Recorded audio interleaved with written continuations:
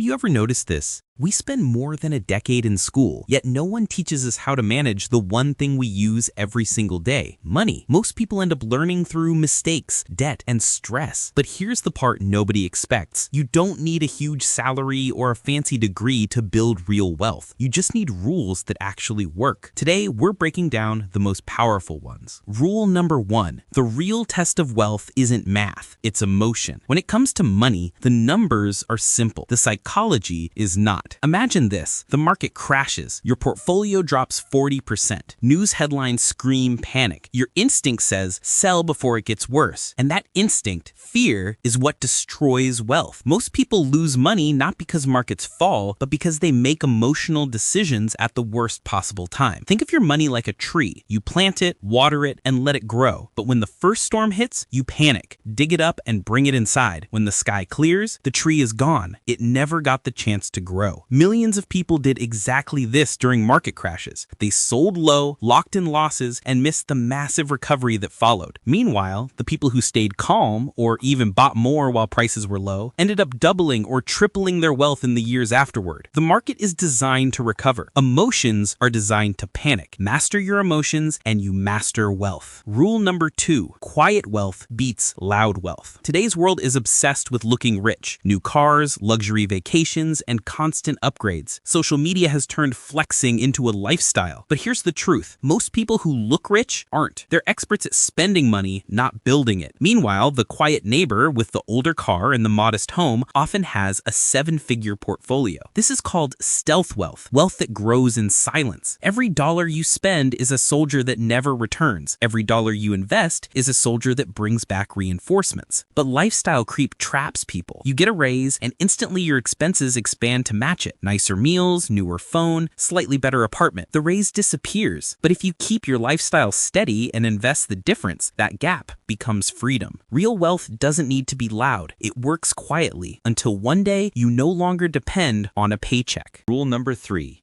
Compound interest, the closest thing to magic. Compound interest seems boring until you understand how powerful it is. Your money earns money, and then that money earns even more. Over time, the growth becomes explosive. Look at Warren Buffett. Nearly 90% of his wealth came after he turned 60, not because of new strategies, but because compounding had decades to work. The early years feel slow, then suddenly the curve goes vertical. That's why "I'll start investing later" is one of the most expensive sentences people say. Later costs you years, and time is the one ingredient compounding requires. Start early. Stay consistent. Let time do the heavy lifting. Rule number 4, index funds, the simple path that actually works. So where do you put your money? Simple, low-cost index funds. An index fund holds tiny pieces of hundreds of companies. Instead of guessing which stock will win, you own the entire market. Most professional fund managers try to beat the market, and over 90% fail over the long term. And while they fail, they charge high fees that slowly drain your returns. Index funds flip the script. They don't try to beat the market, they are the market. Low fees, broad diversification, long-term growth. Those small fees matter. Over 40 years, a 2% fee can cost you hundreds of thousands of dollars compared to near zero fees. Warren Buffett even told his family to put most of their wealth in a simple S&P 500 index fund. If it's good enough for him, it's good enough for most people. Rule number 5, keep a simple, balanced portfolio.